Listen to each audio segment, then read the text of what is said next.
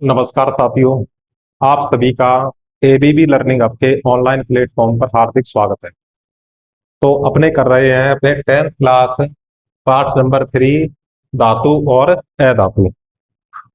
इसमें हमने निम्न अभिक्रियाशील, उच्च अभिक्रियाशील और मध्यम अभिक्रियाशील धातु का निष्कर्षण किस प्रकार किया जाता है वो हमने पढ़ा था।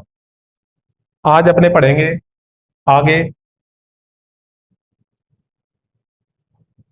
आगे जो अपनी विधि का नाम होगा वो होगा धातुओं का परिष्करण। के धातुओं का परिष्करण है वो किस प्रकार किया जाता है। तो आपकी जो नई हेडिंग होगी वो अपने पढ़ेंगे धातुओं का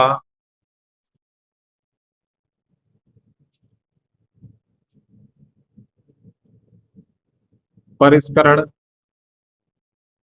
और इसमें हम परिष्करण विधि के बारे में भी पढ़ने वाले हैं कि ऊपर जितनी भी विधियों से हमने धातुएं प्राप्त की थी उनका चयन करके उन धातुओं को हमने प्राप्त किया था। तो उनमें कुछ ना कुछ अशुद्धि या अपद्रव्य पाया जाता है और उन धातुओं से अपद्रव्य हटाने की जो विधि होती है उसको अपने कहते हैं विद्युत अपघटनी परिष्करण विधि। कि उपरोक्त प्रक्रम से जो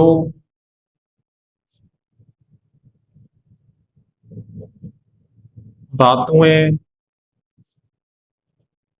प्राप्त होती हैं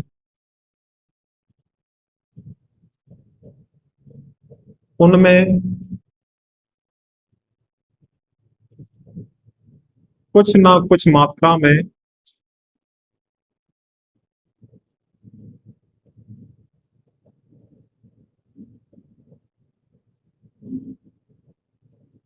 अपद्रव्य या अशुद्धि पाई जाती है। अपद्रव्य या अशुद्धि पाई जाती है।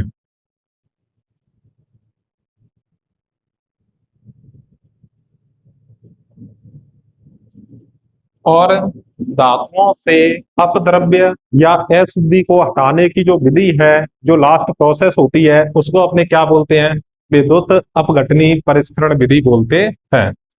तो आगे लिखो नई लाइन से। अतः इन धातुओं से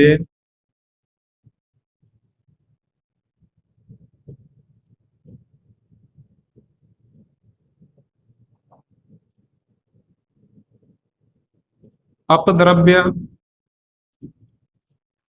या अशुद्धि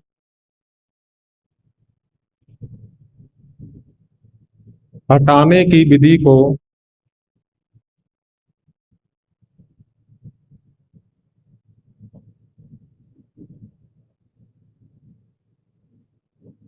विद्युत अपघटन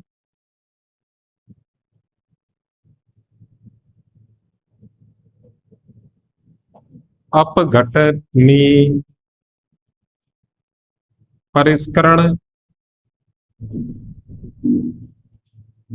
विधि कहते हैं।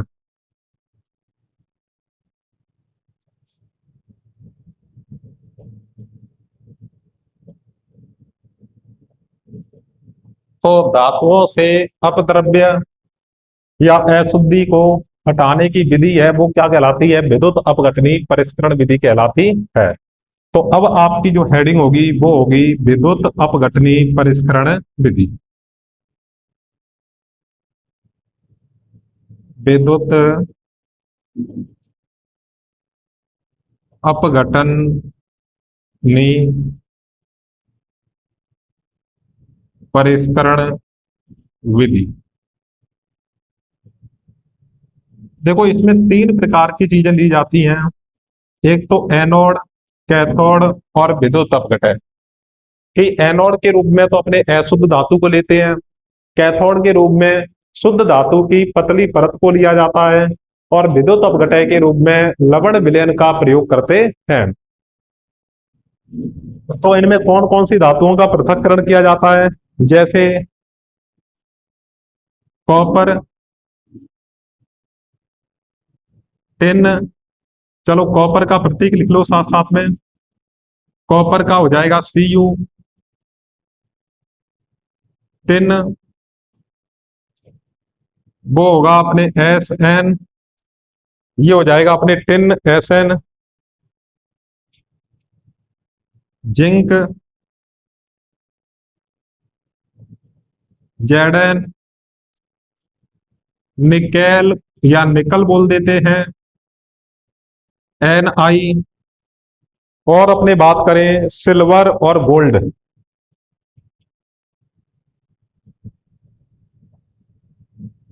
सिल्वर यानी Ag, कॉमा गोल्ड यानी Au। धातुओं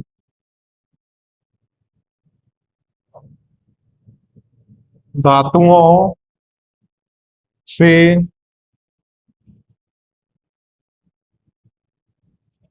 अपद्रव्य को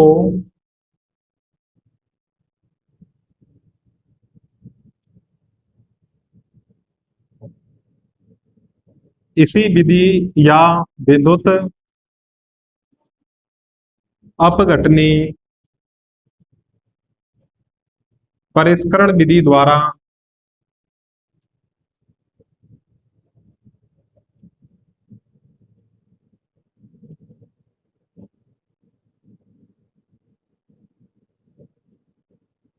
अलग किया जाता है।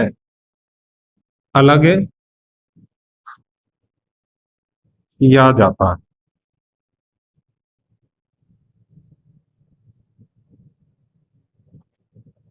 किसको अलग किया जाता है? अपद्रव्य को अलग करके हमें कौन सी धातु मिल जाती है? शुद्ध धातु मिल जाती है। तो अब अपने आगे लिखेंगे कि इस प्रकार की विधि में एनोड को अशुद्ध धातु के रूप में, कैथोड को शुद्ध धातु की पतली परत के रूप में और विद्युत अपघटय के रूप में लवण विलयन का प्रयोग किया जाता है। उसके बाद में अपने ऊपर साइड में क्या बना लेंगे, इसका अच्छे से डायग्राम बना लेंगे। तो इस विधि में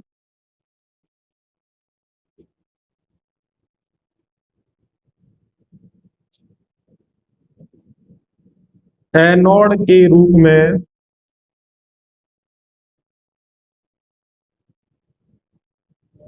अशुद्ध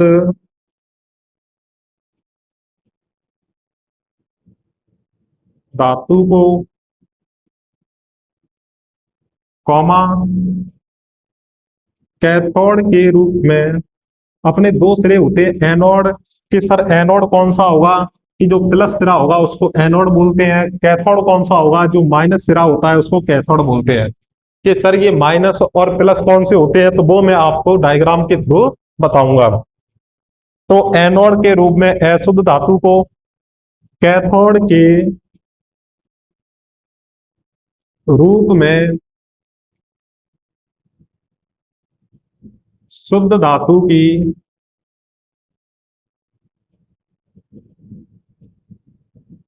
पतली कैथोड को, चलो कैथोड के रूप में शुद्ध धातु की पतली परत को, कॉमा विद्युत अपघटय के रूप में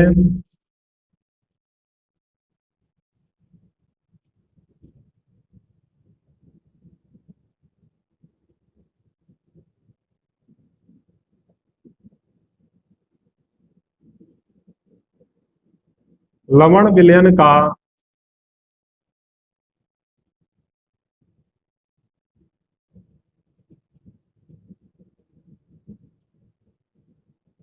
प्रयोग किया जाता है।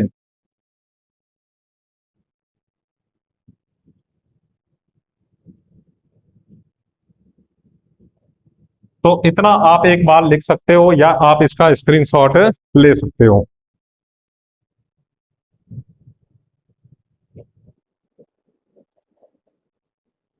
तो आपने यहां तक लिख लिया होगा। अब इसके जस्ट नीचे आपको ऊपर से लिखना है। तो हमने तीनों प्रकार को बता दिया कि एनोड के रूप में, कैथोड के रूप में और विद्युत अपघटय के रूप में। अब क्या करेंगे कि विद्युत अपघटय में के रूप में जो लवण विलयन दिया है उसमें धारा प्रवाहित करेंगे। क्या प्रवाहित करेंगे बेटा? धारा प्रवाहित करेंगे। तो इसमें देखो आप कि अब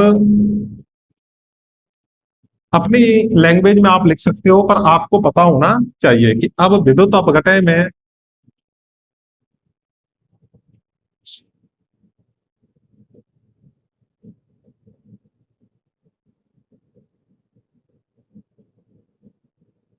धारा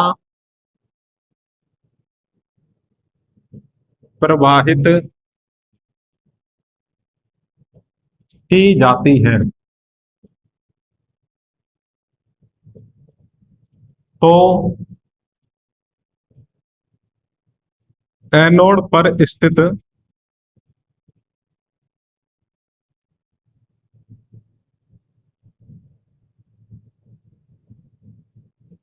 अशुद्ध धातु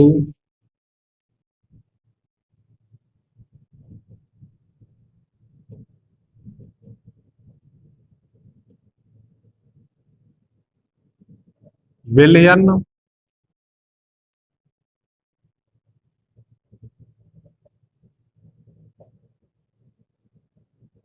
क्या लिखा आपने? विलयन में घुल जाती है।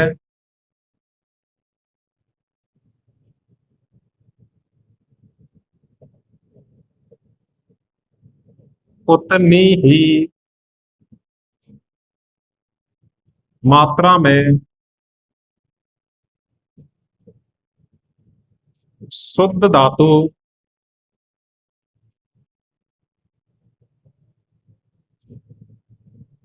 कैथोड पर जमा हो जाती है।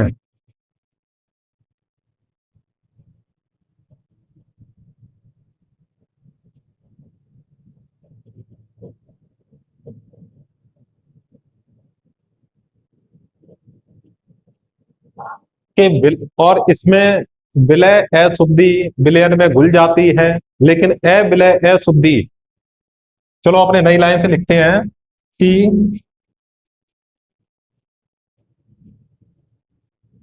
विलय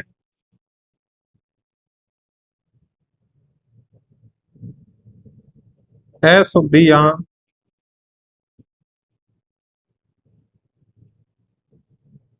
विलयन में घुल जाती हैं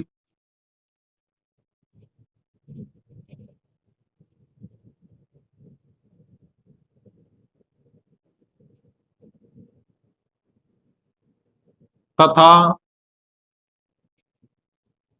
अविलय,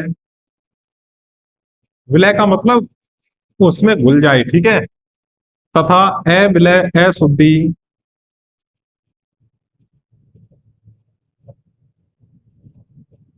एनोड की तली पर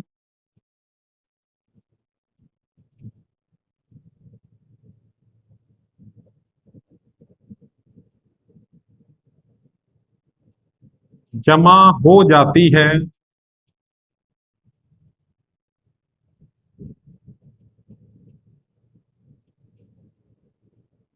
जिसे एनोड पंख कहते हैं। एनोड पंख कहते हैं। देखो इसमें मेन मेन बात यहां से एनोड पंख की परिभाषा हमें 1 या 2 नंबर में पूछी जाती है, तो आपको एनोड पंख की परिभाषा याद होनी चाहिए। और कहां से याद करोगे कि अविलय अशुद्धि एनोड की तली पर जमा हो जाती है, जिसे एनोड पंख कहते हैं। उस अशुद्धि को ही क्या बोला जाता है? एनोड पंख कहा जाता है। पहले तो आपको धातुओं के नाम याद पता होने चाहिए कि कॉपर है, टिन है, जिंक, निकल, सिल्वर और सोना है, ठीक है। और इसमें 3 चीजों को आपको याद रखना है कि एनोड के रूप में अशुद्ध धातु, कैथोड के रूप में शुद्ध धातु की पतली परत और विद्युत अपघटय के रूप में लवण का विलयन लिया जाता है। फिर क्या करेंगे कि सर धारा प्रवाहित करेंगे, तो एनोड से अशुद्ध धातु विलयन में घुल जाती है और उतनी मात्रा में शुद्ध धातु है वो कैथोड पर जमा हो जाती है। फिर कि विलय अशुद्धियां विलयन में घुल जाती हैं, लेकिन अविलय अशुद्धियां हैं वो एनोड की तल जमा हो जाती है, जिसे अपने क्या बोलते हैं, एनोड पंख कहा जाता है। और इसका विद्युत अपघटनी परिष्करण विधि का नामांकित चित्र बनाइए, ये हमसे कई बार पूछते हैं। कई बार 2 नंबर में अकेला चित्र ही दे दिया जाता है, तो आपको चित्र के बारे में भी ज्ञान होना चाहिए।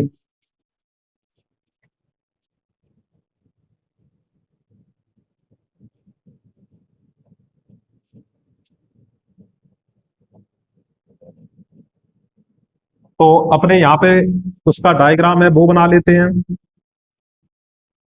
पहले अपने क्या लेंगे, एक टैंक पदार्थ इस तरीके से लेंगे, टैंक से।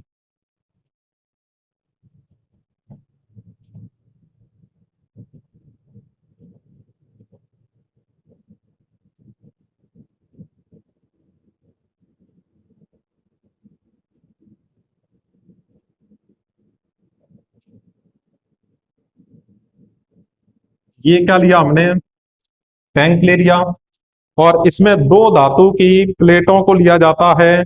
तो वो हम इस प्रकार से लेते हैं। प्लेटें आप वैसे भी बना सकते हो कि सर कैसे, इस तरीके से। अपने कॉपर की प्लेटें होती हैं, ठीक है।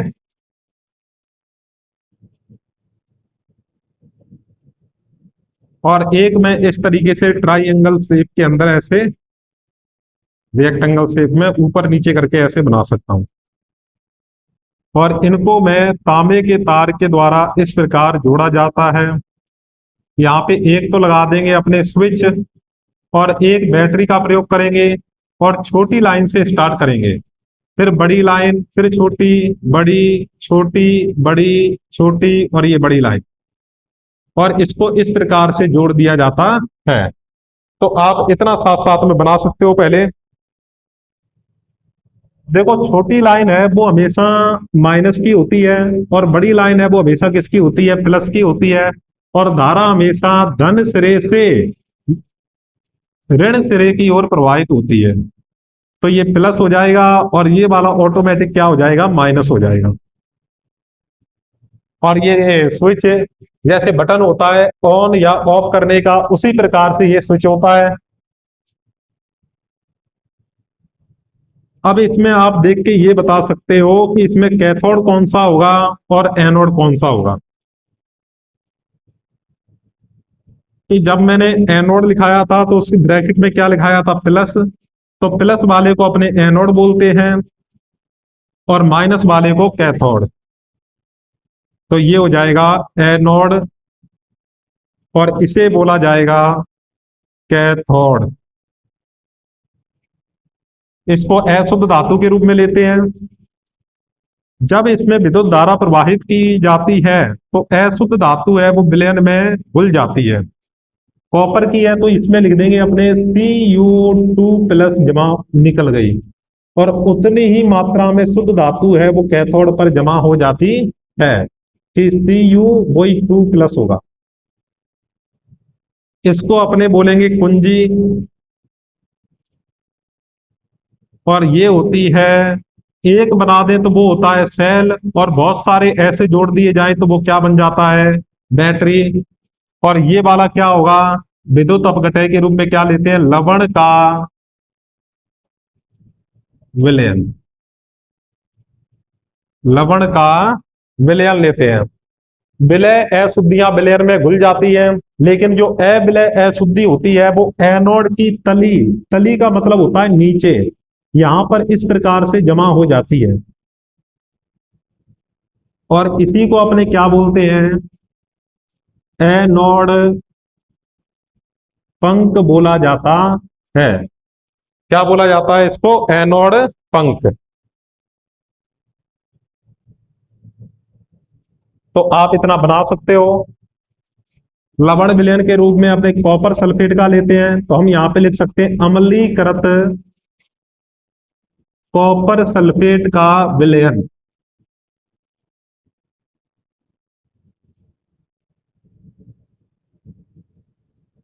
अम्लीकृत कॉपर सल्फेट का विलयन है वो इस प्रकार से लिया जाता है। तो ये आप डायग्राम है इसी प्रकार बना सकते हो। और ये डायग्राम किसका होगा कि चित्र विद्युत अपघटनी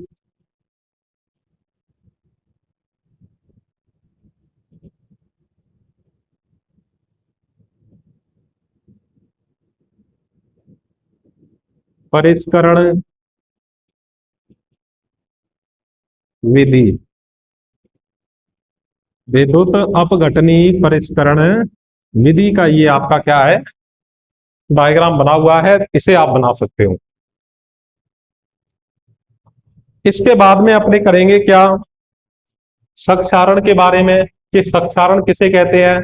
तो आम भाषा में आपने जंग लगना सुना होगा कि जंग किस प्रकार से लगती है, और जंग लगने को ही क्या बोला जाता है क्षारण बोला जाता है। तो मैं इसको रफ कर देता हूं।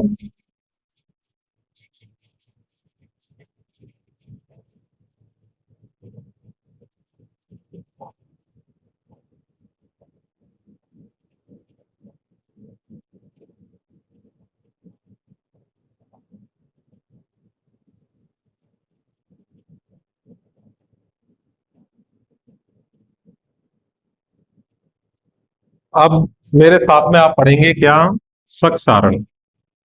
अगली जो हेडिंग है वो है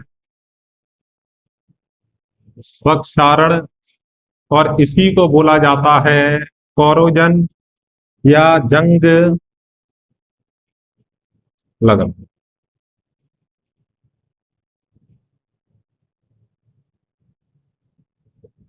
कि जब किसी धातु को वायु में खुला छोड़ दिया जाता है तो वो जल, नमी, अम्ल और आर्द्रता, चार बातें याद रखनी है, जल, नमी और अम्ल और आर्द्रता। हालांकि नमी और आर्द्रता है वो लगभग एक ही होती है, तो उनके साथ में संपर्क कर उस पर भूरे रंग की परत जमा हो जाती है, उसको अपने क्या बोलते हैं क्षारण बोलते हैं। जब किसी धातु को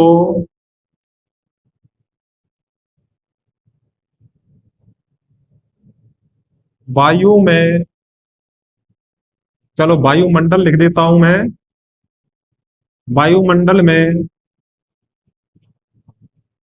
खुला छोड़ दिया जाता है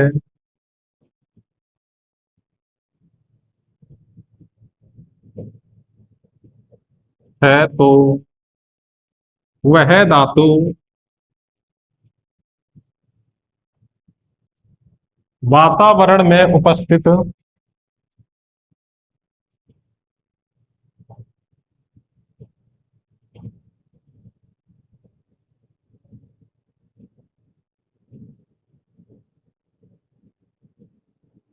अम्ल, क्षार, अम्ल, नमी,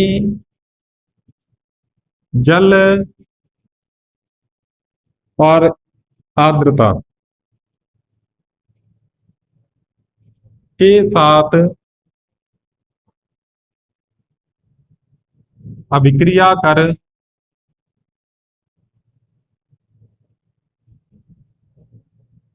उन धातुओं का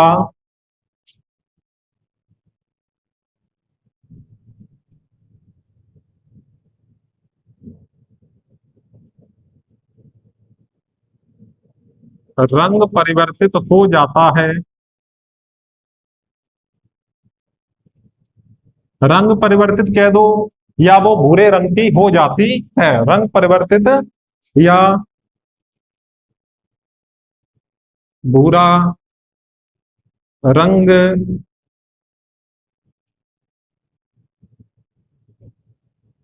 प्रदान होता है।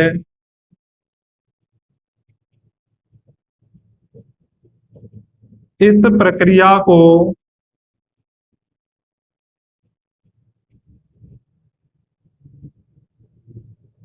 क्षारण कहते हैं।